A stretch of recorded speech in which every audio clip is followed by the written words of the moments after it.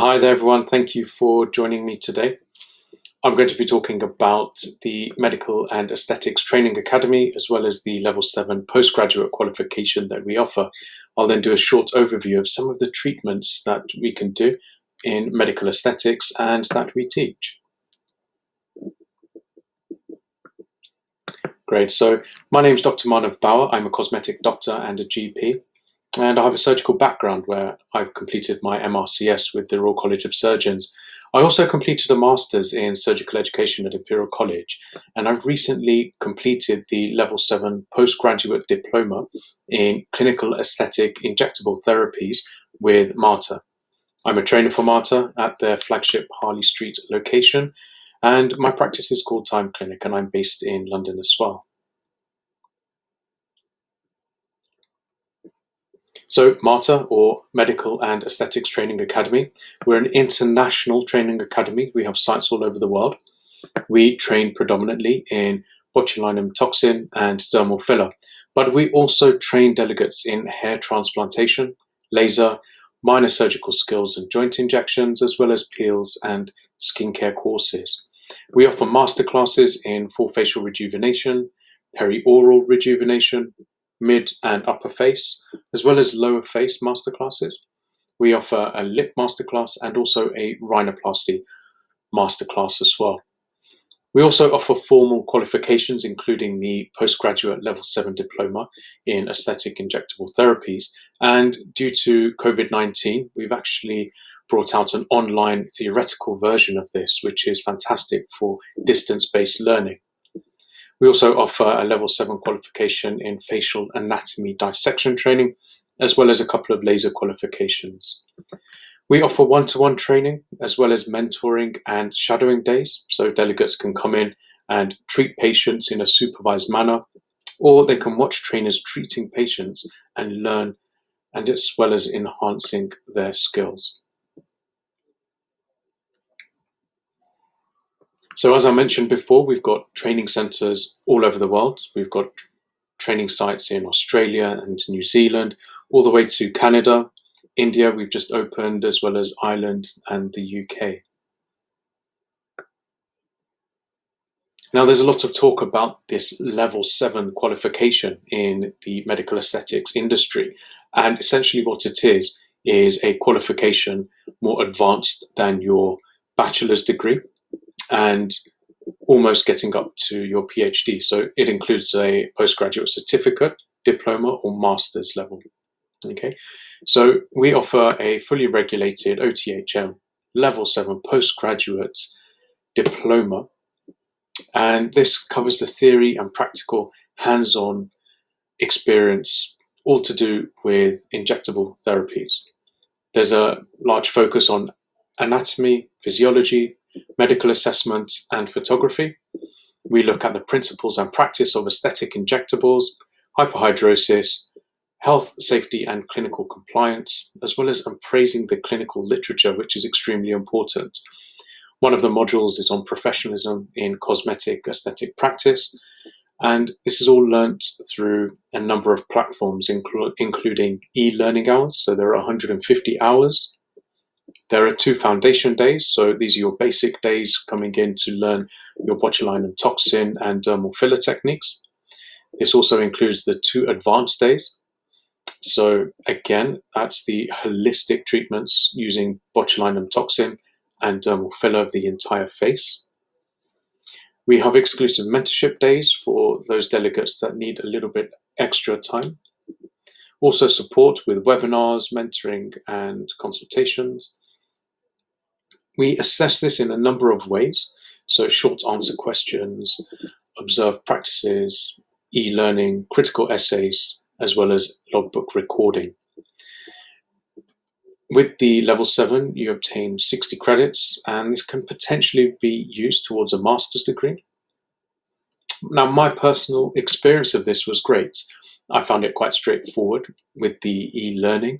It was just gaining knowledge, and the practical skills were great, as well as improving my documentation as well. And I received a formal qualification, and it certainly helps with profiling, and patients can hopefully have a little bit more trust in myself and those delegates that have passed.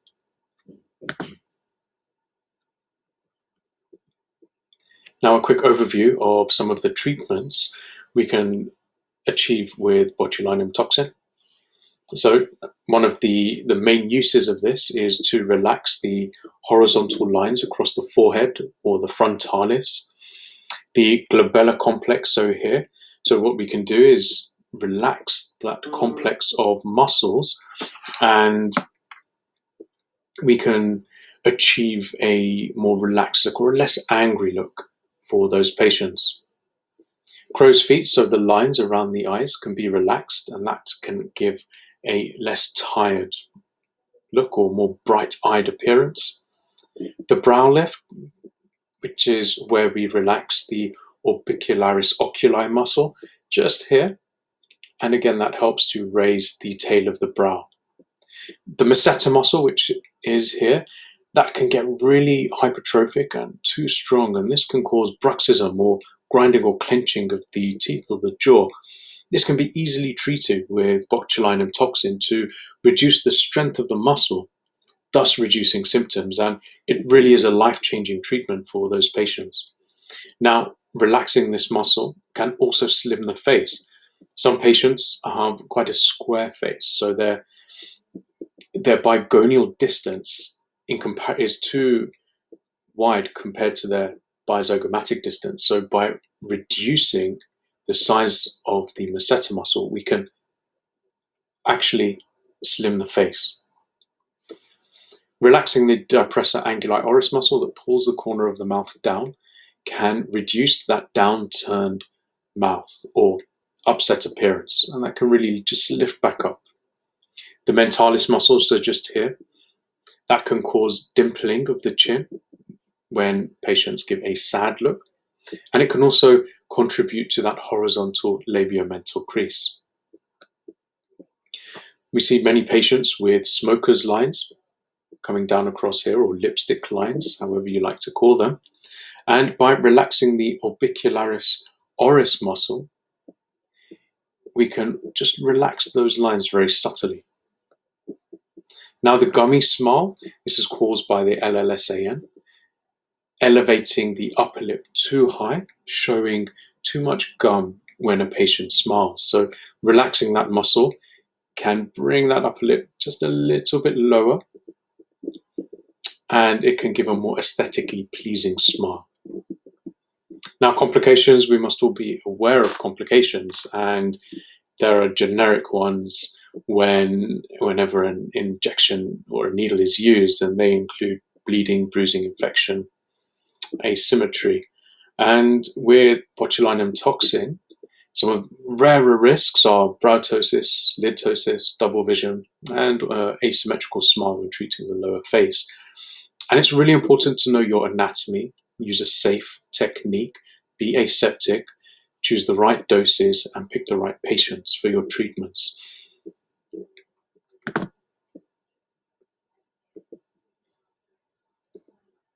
Now, dermal filler, again, a quick overview of some of the treatments that we can perform. So, lip augmentation is one of the most common treatments that we see, but I'm sure many of you agree that it really can be the most complex because there's numerous considerations to take into account. I personally use an 8-point approach to the lip, which allows me to take in multiple aspects, and I always look at the face holistically. Now, there are many ways to treat the lips, and our masterclass that we offer is a great way of improving your technique as well as learning brand new techniques.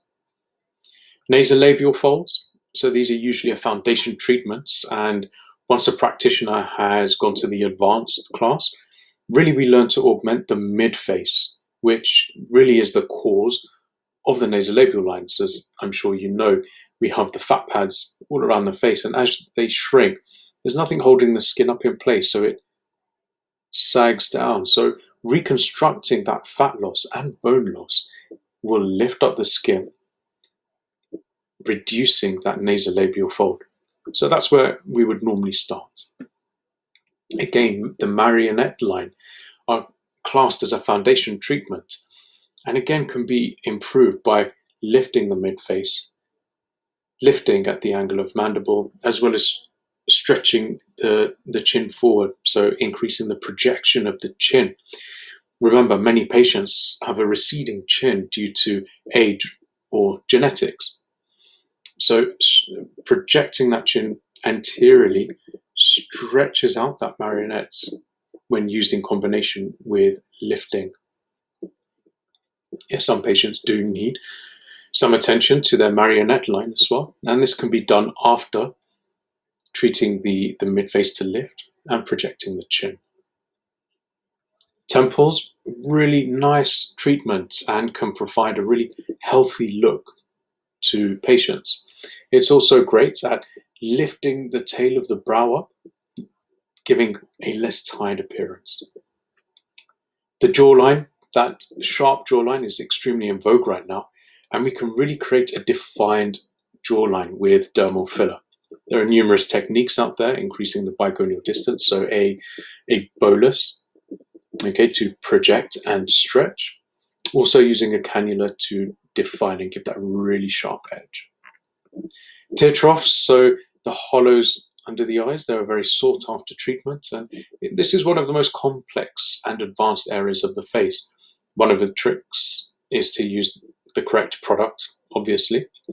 Okay, but remember the appropriate depth and always under treat, because most of the dermal fillers out there are hydrophilic, so they attract in water, so it's very easy to get that overfilled or puffy look. Now, rhinoplasty, that can be a life-changing treatment. We all have patients that come in that really suffer with feeling low because of the appearance of their nose. It really does get them down. And by using dermal filler in a 15-minute treatment can completely change the outlook of that patient. Now remember, this has more risks than most areas, and along with the teardrops, really should only be done by practitioners that have had some experience or have been to a masterclass, which we do offer one, and it really can improve your skills and confidence performing these treatments.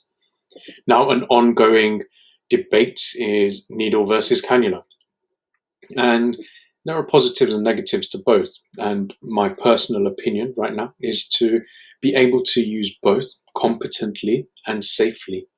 So you can choose the most appropriate treatment or procedure using a needle or cannula, depending on that patient and the way you're treating them. Remember, the most important thing is to treat the patient in the safest possible way. Now, complications of dermal filler, again, include the general risks with any needle or injection. Additional risks include the Tyndall effect, which is when dermal filler is placed too superficial within the skin. Now, the way this works is the filler absorbs light apart from blue, which it reflects, and that's why you can get a blue tinge. Vascular occlusion and blindness are two other risks. Obviously, blindness is our worst nightmare as a practitioner, and so it's really important to have your treatment of complications protocols ready to be able to treat those patients. And we go through all of this, and so ideally we get everyone ready just in case there is any kind of complication. We're also around should anyone need any help following any courses. It's also worthwhile forming a local network with practitioners who can help. Let's say, for example, if you're away and a patient needs some help, or if you need to refer to a local plastic surgeon or an ophthalmologist, it's good to create those connections just in case you ever need their help. Now remember, it's really important when you see those patients to consult them properly, to assess them holistically, and your treatment planning has to be the key parts of your consultation. Okay, so look at the face holistically, explain the pathology behind what your patient is coming in for. Okay.